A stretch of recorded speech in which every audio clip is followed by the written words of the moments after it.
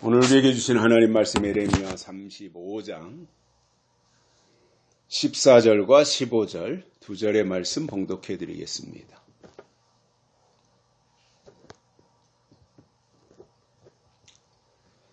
레갑의 아들 요나답이 그 자손에게 포도주를 마시지 말라 한 그 명령은 실행되도다.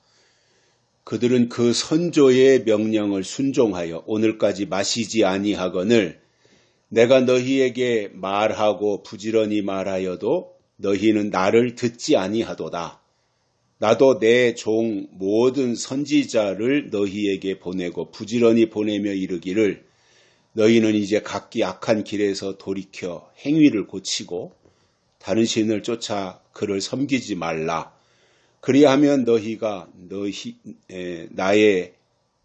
너희와 너희 선조에게 준 이 땅에 거하리라 하여도 너희가 귀를 기울이지 아니하며 나를 듣지 아니하였느니라. 아멘. 한 주간 동안도 모두 평안하셨습니까? 6.3 지방선거가 끝난 후에 촉발된 부정선거 논란이 들불처럼 전국으로 확산되어 가고 있습니다. 이번에 드러난 것을 보면 공정한 심판을 해야 할 선거관리위원회가 참정권을 박탈한 것은 선관위 스스로가 존재 이유를 부정한 것이고 당장 재선거를 실시하고 선관위는 해체하는 것이 맞습니다. 그동안도 선거 때마다 부정선거 의혹이 계속 제기돼 왔는데 이번에 투표지 부족 이런 것, 그 다음에 쌍둥이 득표율 이런 것들이 전국 여러 곳에서 나온 이상 선거 제도를 개편해서 사전투표는 폐지하고 선거 당일날 본투표를 한 이후에 곧바로 수개표를 진행해서 투명성을 높이고 국민 의혹을 없애는 것에 저도 동의합니다.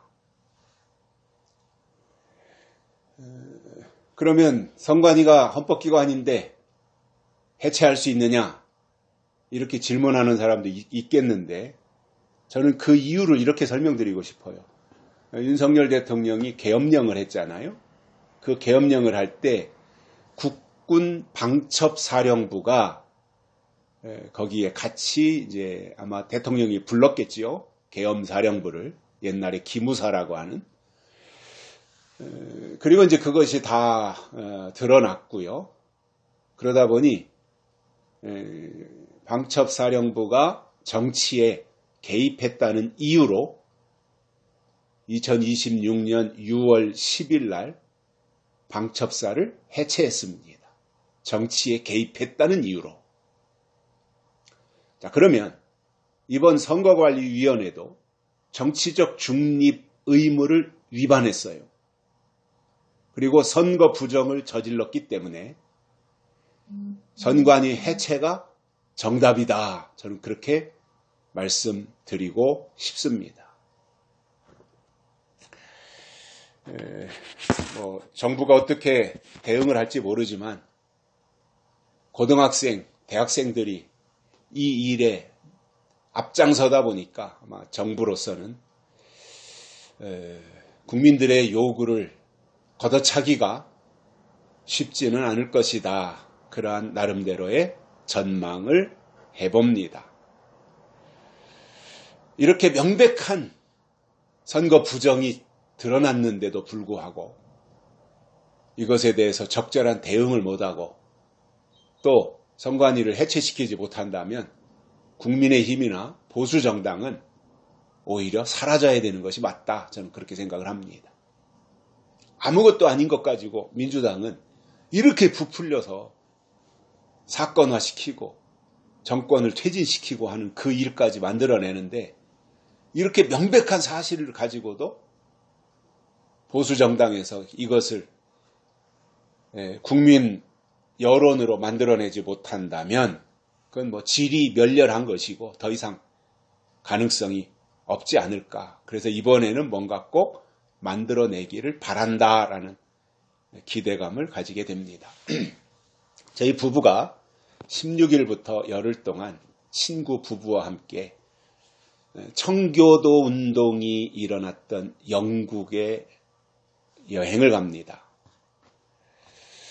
성지순례 형식도 될 것 같고요.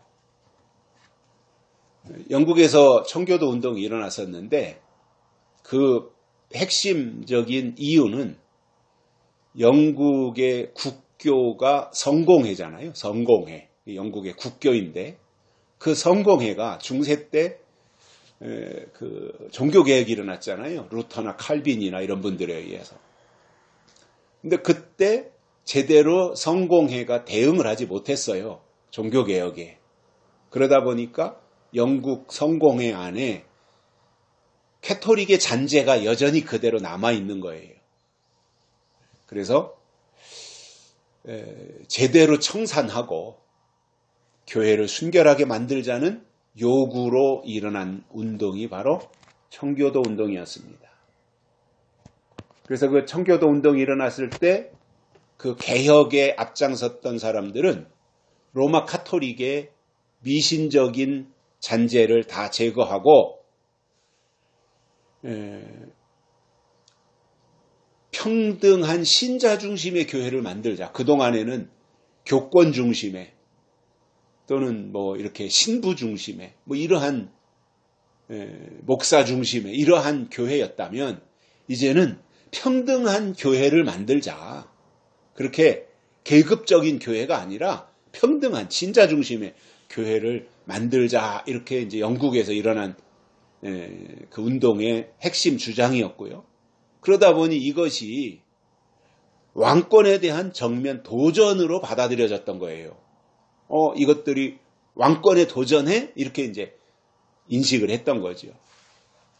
그때 왕이 이제 찰스 1세였는데 그 시기에 윌리엄 로드 대주교를 필두로 해가지고 성공회라고 하는 영국의 국교의 규범을 따르지 않는 청교도들을 잔인하게 탄압하기 시작했고 감옥에 가두는 일이 발생했으며 이때 개혁을 주장했던 청교도들은 신앙의 자유를 찾아서 신대륙으로 망명하는 일이 일어났고 그 후손들에 의해서 생겨난 것이 이제 미국이라는 나라. 물론 그때 청교도들이 네덜란드로도 갔지만 주로 이제 미국으로 가서 신대륙을 개척해내는 놀라운 일을 했고 그것을 이제 청교도 운동의 후손들이 그 미국으로 가서 미국이라고 하는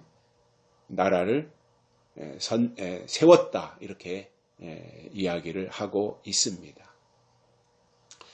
제가 이제 16일 날 영국으로 출발을 하다 보니까 17일부터는 시차 때문에 지금처럼 제가 보내드리는 큐티를 전송을 하지 못합니다. 시간 차이가 맞지 않기 때문에. 그러나 매일 새벽 6시가 되면 천국의 소리 방송에 들어오시면 큐티를 매일 하실 수 있도록 제가 다 그렇게 조치를 해놨으니까 가능할 것이고요. 또 다음 주일 예배도 제가 간단하게 녹화해서라도 송출할 예정입니다. 그러니까 주일 예배가 됐든 새벽 큐티가 됐든 제 시간에 들어오시면 예배가 가능하다라고 하는 말씀을 먼저 드립니다. 오늘 이 본문 말씀 14절에서 하나님은 레갑 족속과 유다 족속을 비교하십니다. 그러면서 이렇게 말씀하셔요. 하나님이. 레갑 족속은 선조의 명령을 지키기 위해서 엄청난 불편도 감수했지 않느냐. 그들은 조상의 명령을 따라서 집을 짓지 않은 채 평생 동안 천막에서 지냈고 농사도 짓지 않았으며 포도주도 멀리했다. 이게 레갑 족속이다. 하나님이 지금 유다 백성들을 향해서 그런 말씀을 하신 거예요. 그에 반해서 유다 족속들은 겉으로는 하나님의 성전에 모여서 제사를 드리지만 속마음은 우상 숭배를 하고 있었다는 거예요. 그리고 하나님의 말씀에 불순종하는 거예요. 하나님은 수많은 선지자들을 유다 백성들 히브리 민족에게 보내시면서 눈물로써 심판을 경고했는데도 그들은 귀를 닫고 듣지 않았다라고 지적하시는 내용입니다. 오늘은 요 하나님이 유다 백성들에게 선지자들을 보내어 말씀하신 내용이 무엇이었는지 세 가지를 깨닫고 은혜를 받겠습니다. 첫째로 너희는 각기 악한 길에서 돌이키라 이렇게 말씀하셨어요. 지금 너희가 가는 길은 악한 길이다 이겁니다. 우상을 숭배하죠. 하나님을 불순종하죠. 악한 길이라는 거예요. 거기서 돌이키라는 거예요. 즉 방향을 완전히 전환하라는 겁니다. 지금 가고 있는 그 방향이 잘못된 방향이기 때문에 거기서 방향을 바꾸라는 거예요. 악한 길에서 돌이키라라는 내용인 거죠.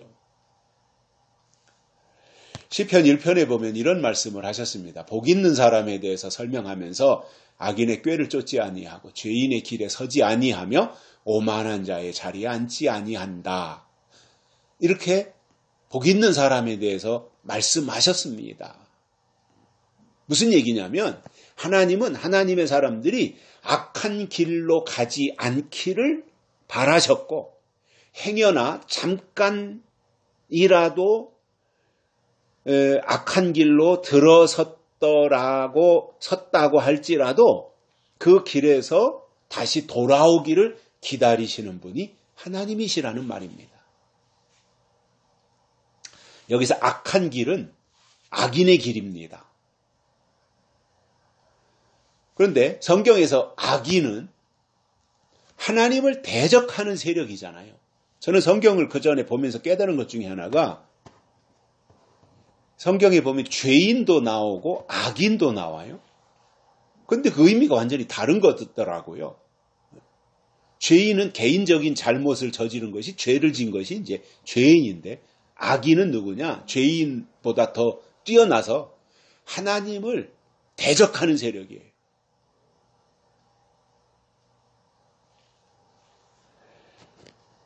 이 말씀을 요한계시록하고 연결해 볼 때 마지막 때 최고의 악인이 누구냐 하면 교회에서 나타나서 자기를 보여 하나님이라고 거짓말을 일삼는 적그리스도가 최고의 악인이라는 거예요. 또한 이와 같이 그 적그리스도가 나와서 행패를 부릴 시간이 조금씩 다가오는데도 그것에 대해서 한마디도 말하지 않고 입 다물고 있는 벙어리 파수꾼이 거짓 선지자인데 거짓 선지자도 똑같이 악인이다 그 말입니다. 그러니까 계시록에서 말씀하는 악인은 거짓 선지자가 악인이고 적그리스도가 악인이라는 거예요. 자, 그러면 이 거짓 선지자는 다섯째 나팔에 등장하는 황충이인데 정상적인 교회, 또 우리가 흔히 말하는 영적인 교회는 거짓 선지자가 나올 때가 가까워지면 거짓 선지자가 누구이고 언제 나오고 어디서 나오며 하는 일이 무엇이고 누구를 상대로 미혹하는지 계시록을 근거로 해서 알려줘야 하는데 그런 부분에 대해서는 아예 입을 다물고 복받으라는 말만 한다면 제가 볼 때 그는 100% 악인입니다. 때를 말해야 될 때 때를 말하지 않아요?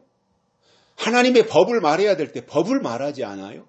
하나님의 뜻을 말해야 될 때 하나님의 뜻에 대해서 이런 반구 말이 없어요. 그러면 하나님의 종이 아닌 거지요.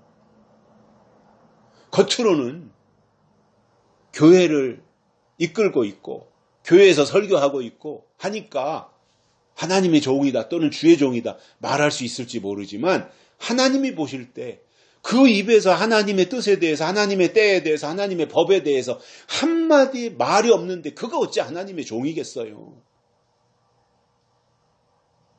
정말 주의 종이라면 다른 것은 좀 부족하고 설교학적으로 좀 모자란 부분이 있다고 할지라도 그 입에서 하나님의 뜻이 나오고 하나님의 법이 나온다면 그가 하나님의 종 아니겠어요?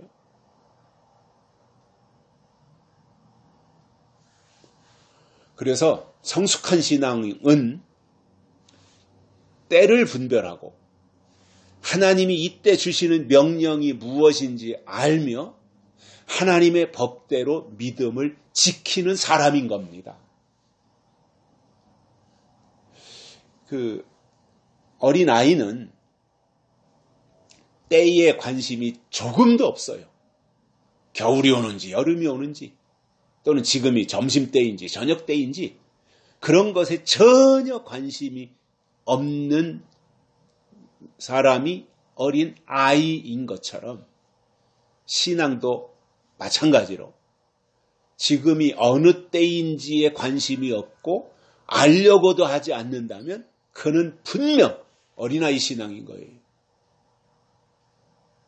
예수님은 때를 따라 양식을 나누어 주는 종이 복이 있다고 하셨기 때문에 때를 알아야 되고 그때 주시는 양식이 무엇인지 알아야 하며 그 양식을 나누어 주는 종을 통해 그때 주시는 양식을 공급받아야 한다고 말씀하셨어요. 저는 그게 맞다고 봐요. 그런 의미에서 믿음이라고 하는 것은 허공에다 대고 주여 믿습니다. 주여 믿습니다. 이렇게 연발하는 것이 아니라 때를 아는 것이 믿음이고 그때 주시는 말씀을 양식으로 공급받아야 믿음이 형성되고 성립되는 겁니다. 약속이 있어야 믿음이 있는 것이지 약속이 없는데 무슨 믿음이 있어요. 율법이 믿음입니까? 아니잖아요. 이미 때가 다 지나간 것들이잖아요. 이미 그 율법은 때가 지나갔고 다 이루어졌기 때문에 더 이상 약속이 아닌 거예요. 그러나 믿음은 뭐예요? 약속을 전제로 믿음이 성립된단 말입니다. 그렇기 때문에 약속이 있어야 믿음도 있는 거예요. 그래서 저는 어떤 경우에 설교를 들을 때나 또는 교회를 선택해야 될 때 다른 어떤 것보다도 제일 우선시해야 될 부분이 뭐냐면 약속이 있느냐? 이거를 봐야 된다고 저는 생각을 해요. 왜냐하면 그게 가장 중요하기 때문에 그렇습니다. 분명한 사실은 지금은 예수님의 재림이 그만큼 더 가까운 때이고 그렇다면 영적으로 깨어 있어야 될 때라는 말입니다. 때를 아는 사람들은 먼저 하나님이 원하시는 것으로 준비를 하고 준비한 사람은 깨어 있는 거예요. 마태복음 25장에 나오는 10처녀의 비유에도 보면 슬기로운 5처녀와 미련한 5처녀가 나오잖아요. 그런데 슬기로운 5처녀들은 그릇에 기름을 준비하고 등불을 켠 채 신랑을 기다렸어요. 그러나 미련한 5처녀들은 그릇에 준비한 기름이 없이 등불만 가지고 신랑을 기다리고 있었던 거예요. 그런데 그 차이는 언제 나타났어요? 기다릴 동안에는 똑같았어요. 슬기로운 처녀나 미련한 처녀나 기다리는 동안에는 똑같았어요. 차이가 없었어요. 그러나 어느 순간 가서 신랑이로 다 맞으러 나오라고 할 때 준비한 슬기로운 5처녀와 준비가 없었던 미련한 5처녀의 차이가 확연하게 갈라진 겁니다. 여러분, 신랑은 기다린다고 해서 맞이하는 것이 아니라 그릇에 기름을 준비한 처녀들이 맞이했다고 하는 것을 예수님은 마태복음 25장에서 설명을 해 주셨습니다. 그래서 준비한 것이 있어야 신랑을 맞이하는데, 준비한다고 하는 것은 뭘 준비해야 되는지, 필요한 것이 무엇인지 이것을 미리 알았다고 하는 것이고, 이것이 바로 영적인 신앙이라는 말이에요. 내가 아무거나 준비한다고 해서 그게 준비가 아니잖아요. 신랑을 맞이하는데 필요한 것이 무엇인지 알고 그것을 준비해야 신랑을 맞이하는데 도움이 되는 것이지, 아무거나 가서 내 맘대로 준비한다고 해서 그게 준비가 아니잖아요. 하나님이 인정하시는 것, 하나님이 하라고 하는 것, 이거를 준비했어야 하는 거지요. 그러면 이 슬기로운 다섯 처녀는 어떻게 그것을 알고 준비했겠습니까? 저는 그렇게 생각을 해요. 하나님이 하실 일이 무엇이고 장차 될 일이 무엇인지 성경을 통해 이미 알고 있었고, 성경적인 신앙으로 믿음을 지키다 보니 이때는 이게 있어야 되는구나. 신랑을 맞이하기 위해서는 등불에 기름만 가지고는 안 되고 그릇에 기름이 있어야 되는구나. 이것을 알 수 있었던 것이고, 그 사람이 신랑을 맞이했던 것입니다. 그래서 신랑은 기다린다고 해서 무조건 다 맞이하는 것이 아니라, 맞이하는 데 필요한 것이 이것이라고 하는 것을 성경을 통해서 미리 알고 준비해야 맞이하기 때문에, 기다리는 것과 맞이하는 것은 전혀 다른 얘기다, 그 말입니다. 성경에 보면 미련한 다섯 처녀들도 신랑을 기다리기는 했어요. 나름대로 믿기는 믿었다 말입니다. 교회 생활은 했다 말입니다. 그리고 듣기도 들었고 어느 정도 알기도 했다는 말입니다. 그러나 가장 중요한 그릇의 기름을 준비하지 않고 기다렸기 때문에 미련한 처녀의 범위에 들어갔던 것이고, 그 사람들은 때와 법에 대해서 제대로 듣지 않은 사람들이었어요. 즉, 약속이 없었던 사람들이에요.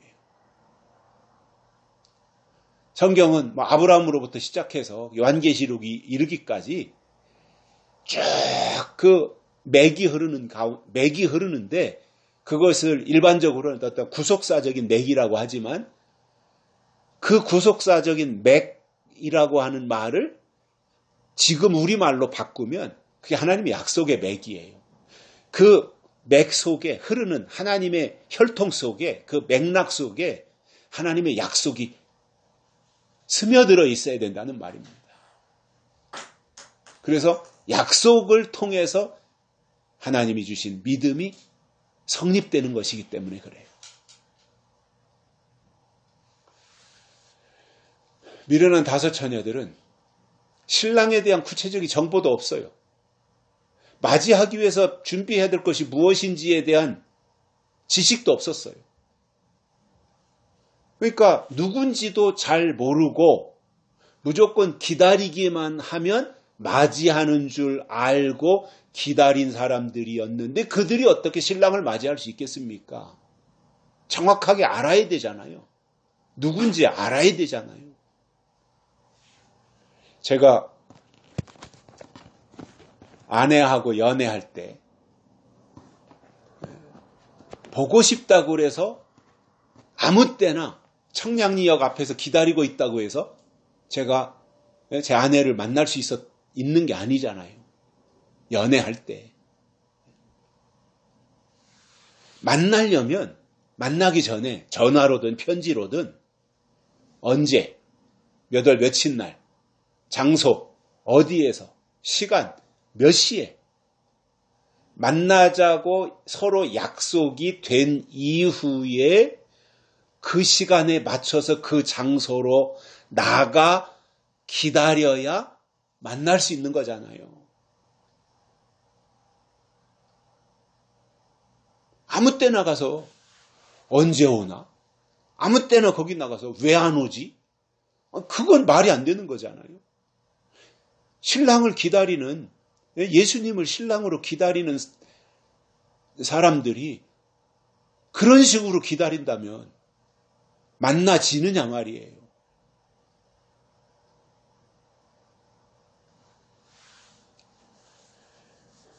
그러면 앞에서 들은 말씀들을 우리가 기억할 때 왜 신랑을 맞이하지 못한 거예요? 결국은 악인을 만났기 때문에 그래요. 악인을 만난 거예요. 왜냐하면 악인 속에는 하나님의 뜻과 법이 없는 사람들이고 그들은 그릇에 기름이 뭔지도 모르기 때문에 준비도 할 수 없어요. 아예 약속이라고 하는 것 자체가 없는데 어떻게 그릇에 기름을 준비할 수 있겠습니까? 그러니 맨날 하는 말은 똑같이 쳇바퀴 돌듯이 믿기만 하면 구원받고 믿기만 하면 천국에 가고 믿기만 하면 다시 오시는 예수님을 자동으로 다 맞이할 수 있다고 어린이집 수준의 설교만 하고 있는 겁니다. 이런 곳에서 그릇에 기름을 준비할 수 있겠습니까?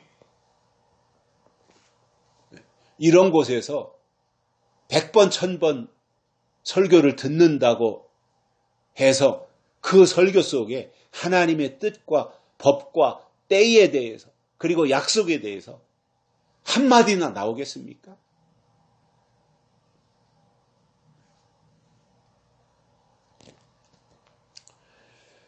저는 그 요한계시록을 보면서 요한계시록은 무서운 재앙이나 심판의 책이 아니라 악인의 길로 가지 말고 제발 거기서 돌아서라 이 말씀을 계시록에서 해주시는 거거든요. 악인을 만나면 이렇게 파멸되니까 악인의 길에서 제발 돌아서라 이거예요. 그것을 우리에게 알려주시기 위해서 계시록에서 그토록 말씀하시는 내용이 뭐예요? 악인이 누구냐? 거짓 선지자가 누구며 적그리스도는 누구인지에 대해서 굉장히 구체적으로 설명을 해주고 있는 내용인 겁니다. 우리가 아무리 지금 착하게 신앙생활을 하고 주여 주여 하고 있다고 하더라도 나를 인도하는 사람이 소경이고 나를 인도하는 사람이 영적인 벙어리이며 나를 인도하는 사람이 하나님의 음성을 들을 줄도 모르는 귀머거리라면 어떻게 그 입에서 하나님의 뜻이 나오겠습니까? 또 그 사람 속에 하나님의 뜻이 없는데 천년왕국에 들어갈 수 있겠습니까? 불가능한 일입니다.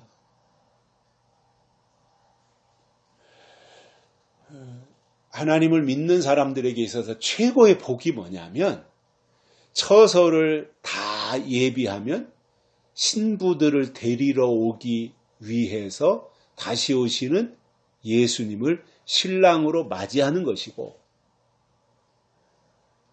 그때 땅에서 신부된 자들이 신랑의 팔짱을 끼고 천년왕국에 들어가는 겁니다. 저는 그게 최고의 복이라고 생각을 해요.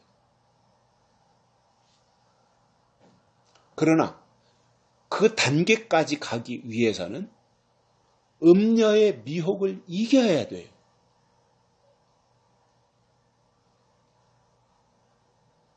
계시록에서는 그 방법, 음녀의 미혹을 이기는 방법을 설명해 주셨기 때문에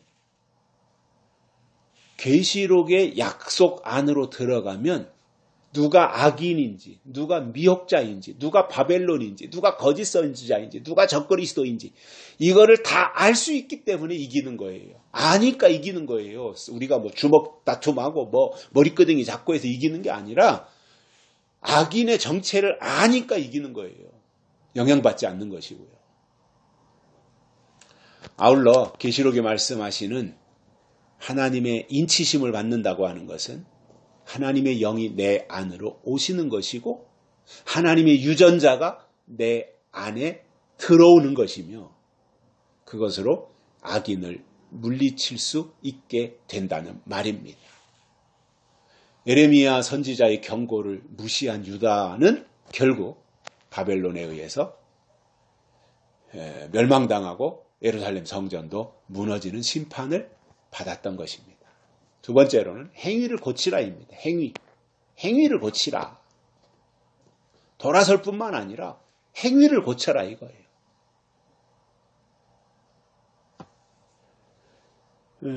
결국은 행위를 고친다고 하는 말은 우리가 흔히 말하는 이 믿음이라는 거 있잖아요. 그게 싸구려가 아니라는 거예요. 박앤세일 할 수 있는 게 아니라는 거예요. 믿음은. 얼마나 값진 것이냐면 내 삶 속에서 증명할 수 있는 것이기 때문에 믿음 생활 또는 신앙 생활이라고 표현하는 거예요. 말로만 하는 것이 아니라 생활 속에서, 삶 속에서 완성되는 것이다. 그 말입니다. 즉, 하나님이신 믿음은 단순한 이론이 아니라 실천이고 행동인데 아무런 지식이 없이 하나님에 대한 아무런 지식이 없이 무조건 행동하는 것이 아니라 성경을 근거로 해서 하나님의 뜻을 깨닫고 하나님을 아는 지식으로 채운 후에 그것으로 행동하는 거예요. 야고보 사도는 이렇게 말씀합니다. 행함이 없는 믿음은 죽은 믿음이다. 이렇게 말씀했는데 이것은 그 자리에 멈춰 있거나 정지되어 있으면서 움직이거나 성장하지 않는 상태를 설명한 말이에요. 결국 살아있는 신앙은 움직이는 신앙이고 행동하는 신앙인데 그 말은 시대가 바뀔 때는 바뀌는 것을 알고 그 방향으로 가야 된다는 말입니다. 또한 하나님이 새롭게 하나님의 뜻을 나타내시면 거기에 맞게 그 뜻을 받아들여서 그 방향으로 움직여야 한다는 말입니다. 나는 여기가 좋사오니 그냥 이 자리만 내가 지키고 있겠습니다 하는 것이 아니라 하나님이 요구하시는 그 길로 계속해서 인도함 받고 가야 되는 거예요.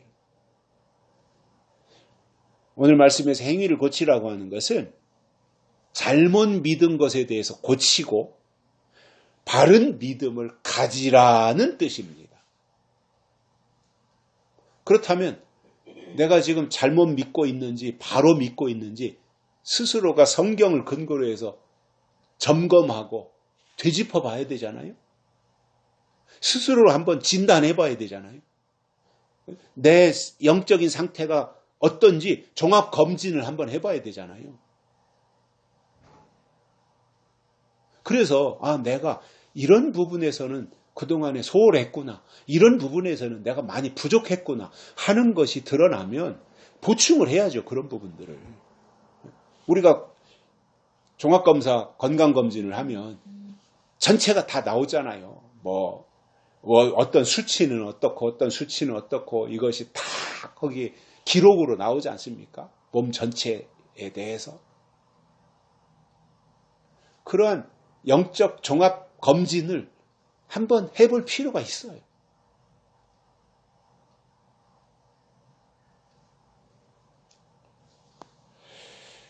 요한계시록 2장과 3장에는 7교회에 보내는 편지가 나오는데 대부분이 그런 말씀을 하셨어요. 내가 내 행위를 아노라 그러셨어요. 행위에 대한 말씀을 지적하셔요. 내가 내 행위를 아노라. 그래서 예수님은 말뿐인 고백이 아니라 또는 과거의 명성을 자랑으로 내세우는 그것을 보시는 것이 아니라 현재 그들의 삶에서 나타나는 행위, 즉 열매를 보신다는 거예요. 어떻게 믿고 있느냐, 무엇으로 믿고 있느냐, 어느 방향으로 가고 있느냐, 이것을 보신다는 거예요. 사대교회는 살았다 하는 이름은 가졌으나 실상은 죽은 자였어요. 하나님이 진단해 보시니까. 실제로는 죽은 자였다는 거예요. 왜냐하면 하나님 앞에 그들의 행위에 온전한 것을 찾지 못했다라는 거죠. 행위가 나오잖아요. 믿음. 그래서 믿음은 결국은 행동이에요. 행위예요. 라오디게아도 보면 미지근한 믿음을 경고하십니다. 치명적으로 그들은 나는 부자라서 부요하기 때문에 부족한 것이 없다, 이렇게 생각했지만 예수님은 그들을 향해서 차지도 아니하고 뜨겁지도 아니하도다 하면서 입에서 토하여 내시리라, 이렇게 말씀하셨어요. 또 계시록 후반부에 나오는 최후의 심판과 구원받은 성도들의 모습에서도 행함은 믿음의 필수적인 증거로 등장합니다. 계시록 19장에 보면 어린 양의 신부가 입은 깨끗한 세마포가 나와요. 그 세마포에 대해서 어떻게 말씀했어요? 성도들의 옳은 행실이다, 이렇게 말씀했어요. 세마포가 성도들의 옳은 행실이라는 거예요. 그러니 말로만 주여 주여 하고 입으로만 믿습니다 하고 교회에서만 그렇게 믿음의 사람으로 행세하고 그게 다가 아니라는 거죠. 의로운 행실, 행동, 이게 있어야 된다는 말이잖아요. 그래서 영적으로 참된 믿음을 가진 분들은 변질된 신앙과 타협하지 않고 하나님의 말씀과 예수의 증거를 지키는 삶의 모습으로 나타난다는 겁니다. 요한계시록 20장은 백보자 심판 때 책들이 펴져 있고 죽은 자들이 자기 행위를 따라 책들에 기록된 대로 심판을 받으니, 이렇게 적혀 있습니다. 자기 행위에 따라, 행동에 따라. 말로만 떠들어서가 아니라 행동이 어떻게 했는지 책들에 기록된 대로 하신다는 거예요. 물론 구원은 믿음으로 받는 것은 불변의 진리이지만 그 믿음이라고 하는 것이 진짜였는지 또는 하나님의 뜻대로 믿은 것이었는지 이것을 그 사람의 행위로 심판대 앞에서 드러나게 된다는 말입니다. 야고보 사도가 행함이 없는 믿음은 가짜다, 이렇게 교리적으로 선언했는데, 그래서 야고보는 교리적 선언을 했는데, 요한계시록은 사도 요한이 pat모섬에서 받은 요한계시록에는 행함이 없는 믿음을 가진 자는 마지막 영적 전쟁과 심판을 통과할 수 없다고 하는 것을 생생하게 시각적으로 보여주셨습니다.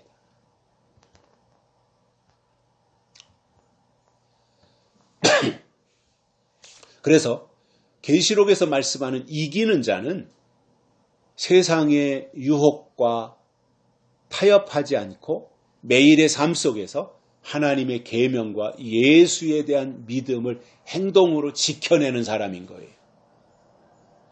약속이 있어야 믿음이 있다고 했다면 실제로 약속이 신앙 안으로 들어가야 행동하는 거예요. 또 약속이 믿음이라고 하는 것을 들어서 알고 있다면 약속이 없는 것과 단절해야 되는 것이 믿음인 거예요.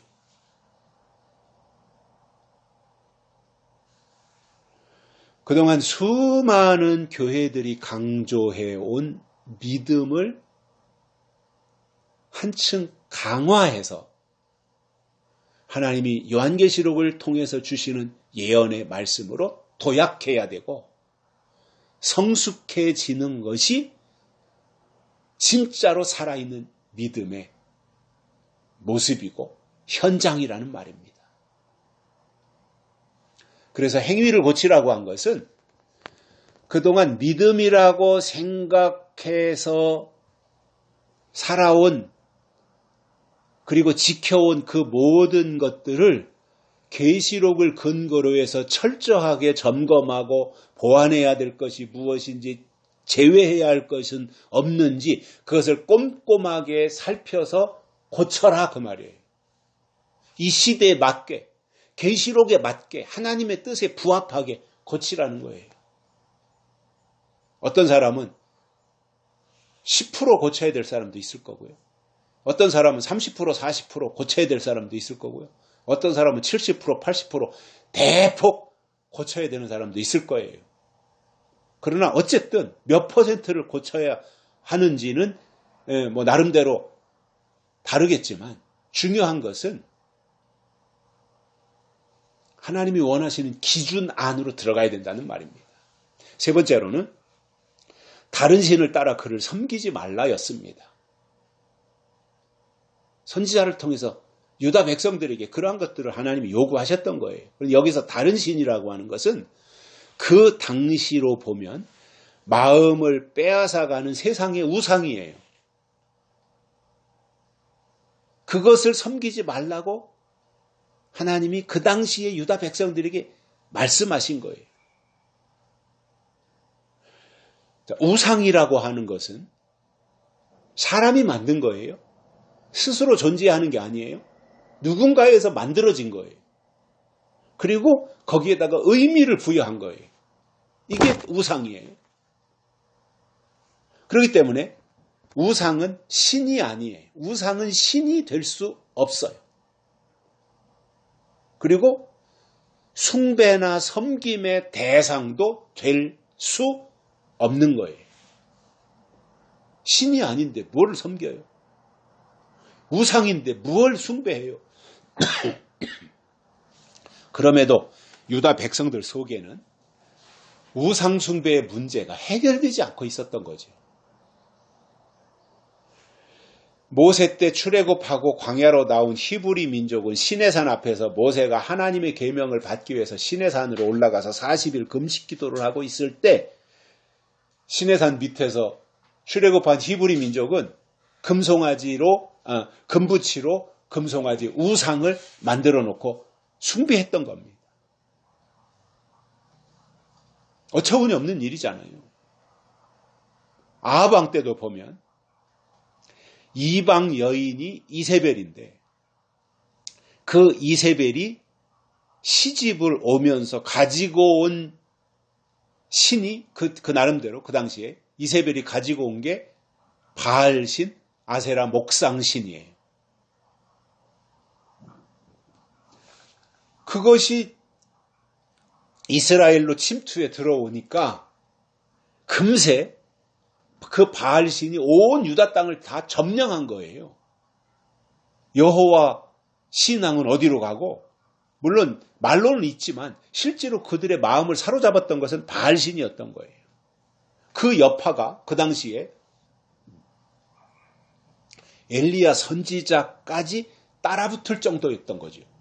바알신의 여파가. 그 정도로 엄청났던 거예요. 그 규모와 세력이. 그러니 작을 때 이세벨이 시집 오면서 가지고 온 바알신 그거 물리치는 건 쉬웠겠지만 점점 확장되고 온 유다 땅을 다 점령하고 나서 그 바알신을 물리친다고 하는 것은 그만큼 어려워지는 거예요. 왜냐? 세력화되기 때문에요.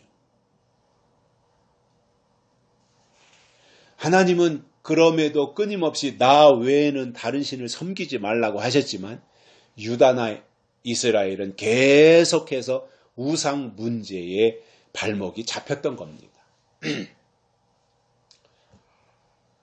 그렇다면 지금은 어떠냐? 우리가 이거 생각해 봐야 되잖아요. 지금은 어떠냐? 이 우상 문제가. 저는 지금 이 시점 2026년도를 살고 있는 이 시점에서 교회들이 주의하고 조심해야 될 부분도 당연히 이 우상 문제라고 생각을 해요. 에이, 교회 안에 무슨 우상이 있어. 하나님을 믿는데. 아유, 교회 안에 십자가가 있고 예수가 있고 보혈이 있고 성령이 있는데 교회가 무슨 우상을 숭배해. 말이 돼? 그렇게 저를 지적할 수도 있어요. 그러나 그렇게 단순하게 생각하다가는 나중에 가서 정말 큰 코 다치는 거예요. 지금 한번 교회 안에 우상이 들어와 있나 안 들어와 있나 점검해가지고 손해볼 거 없잖아요. 미리 내 신앙을 한번 돌이켜보면서 내 안에 우상이 계시록에서 말하는 이런 우상이 내 안에 들어와 있나 안 들어와 있나 이거 점검해서 손해볼 거 없잖아요. 미리 살펴가지고 그때 닥쳐서 끝에 가서 아이고 이게 우상이었네. 큰일 났네. 그럼 미래는 다섯처녀 되고 마는 거죠. 그때 가서 어떻게 방법이 없잖아요. 그러니까 미리 하자는 거예요.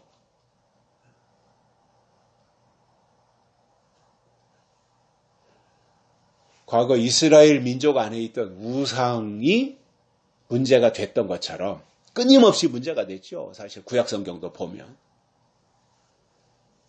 그런데 그것이 구약 성경에서 문제가 됐던 우상이 계시록에서도 형태가 달라졌을 뿐 여전히 교회 안에 우상이 존재한다고 하는 것을 알고 대처해야 우상을 분별해서 이길 수 있는 겁니다.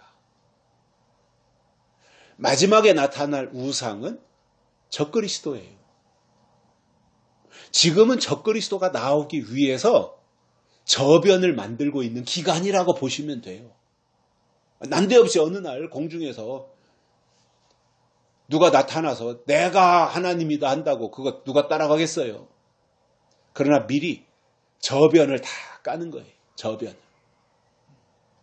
인식을 다 바꾸게 하고 그래서 나중에 내가 하나님이다라고 해도 믿을 수 있도록 저변을 만드는 거. 그 작업이 지금 교회 안에서 이루어지고 있다면 영적인 신앙을 강조해야 되는 교회가 육적인 것들에 대해서만 강조하고 있다면 이미 그것은 저변을 확보하고 있다는 얘기잖아요.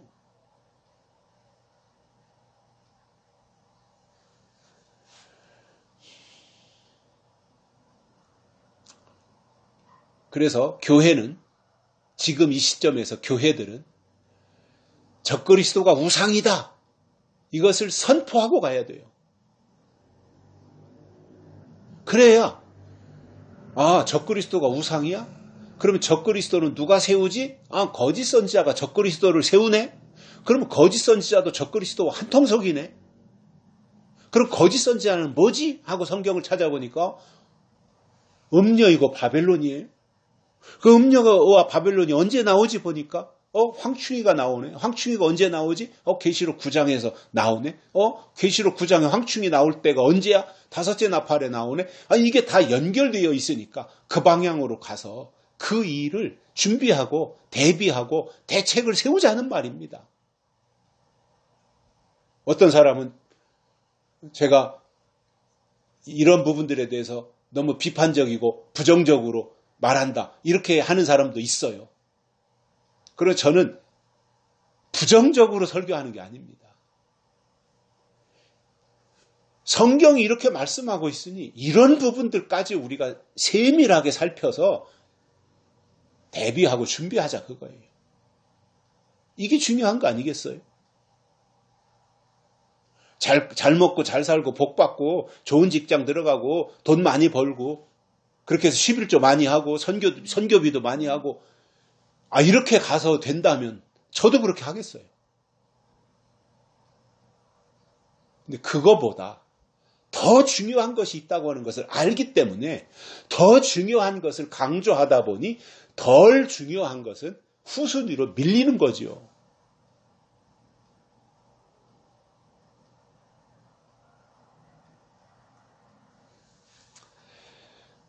교회 안에 나타나는 우상은 돌부처나 사람이 만들어 놓은 형상 정도로 생각하고 있다가는 영적 우상, 적그리스도가 나타날 때 주여 하면서 다 거기 쫓아가고 맙니다. 그럼 같이 망하는 거예요.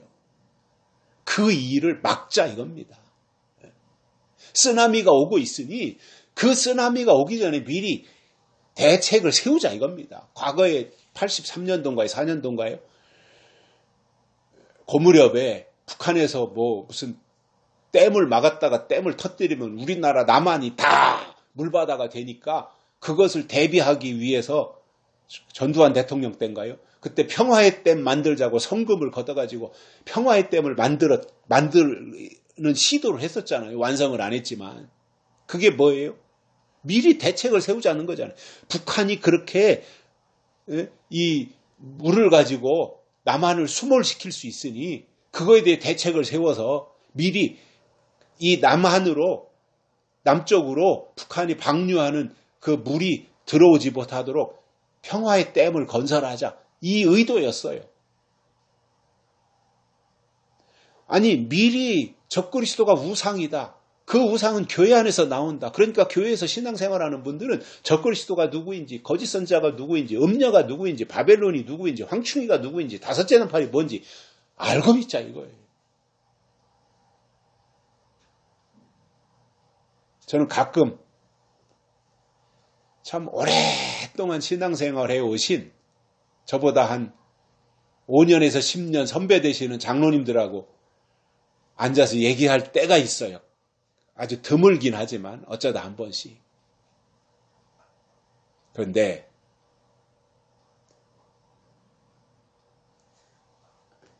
제가 느끼는 공통점이 뭐냐면 계시록에 대해서 너무 모르고 있어요.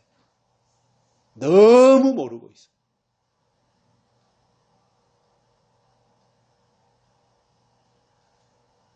계시록 13장과 14장에 등장하는 우상은 놀랍게도 변질된 교회 안에서 하나님을 대적하는 거대한 세력으로 나타난다 그 말입니다.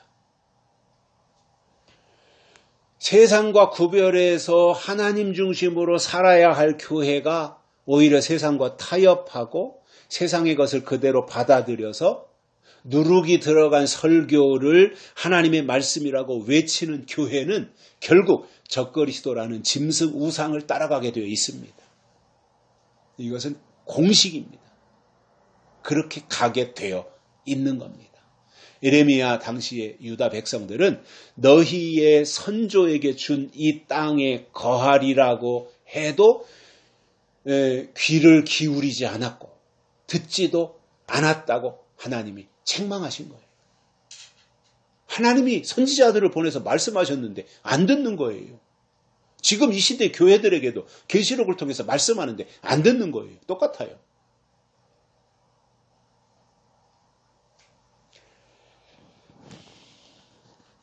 그래서 지금 영적이면서 성경적인 신앙으로 속사람이 성장하고 성숙해서 그리스도의 장성한 분량에까지 이르면 그 증거로 마지막 때 나타날 우상의 정체를 계시록을 통해서 환하게 알기 때문에 나타나도 영향을 받지 않고 물리치는 겁니다. 이게 고수예요. 하나님은 우리가 하나님의 아들이 되라는 거예요. 고수가 되라는 거예요. 거짓 선지자 킬러가 되고 적그리스도 킬러가 되라는 거예요. 그래서 계시록을 우리에게 주신 거잖아요. 그렇다면 그 방향으로 가자 말입니다. 결론으로 하나님은 예언의 말씀에 귀를 닫은 자들은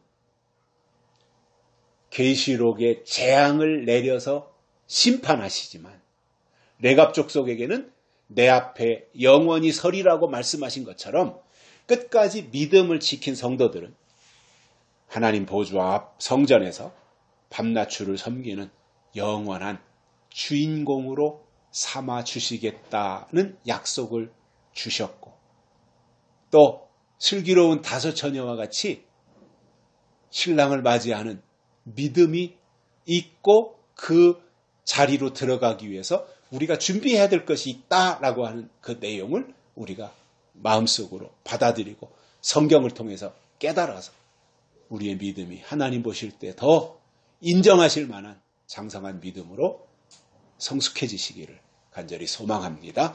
살아계신 하나님 아버지 감사합니다. 오늘 또 우리를 불러주시고 말씀을 듣게 해주셔서 감사를 드립니다. 오늘 주신 이 말씀 우리의 마음에 새기고 이 말씀대로 우리가 하나님의 뜻을 깨닫고 법을 알며 또 하나님의 뜻대로 약속 안에서 살아가는 저희들 되도록 은총을 베풀어 주옵소서. 다시 오실 예수님의 이름으로 간절히 기도드리옵나이다. 아멘. 찬송가 263장 부르시면서 하나님께 헌금 드리시겠습니다. 263장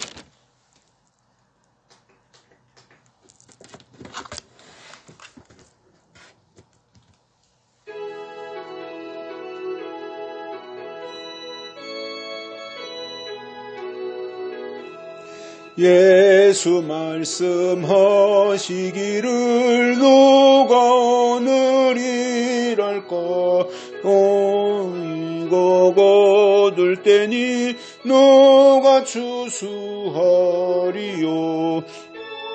상을 주시려고 일할 사람 부르니 대답하리 누구냐 멀리 가서 이방 사람 구원하지 못하나 내 집 근처 다니면서 건질 죄인 많도다 천사같이 말 못하고 바울같이 못하나 예수께서 구속함을 힘을 다해 전하세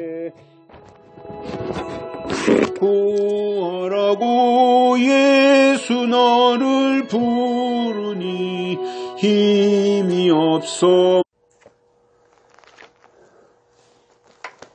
오늘 우리에게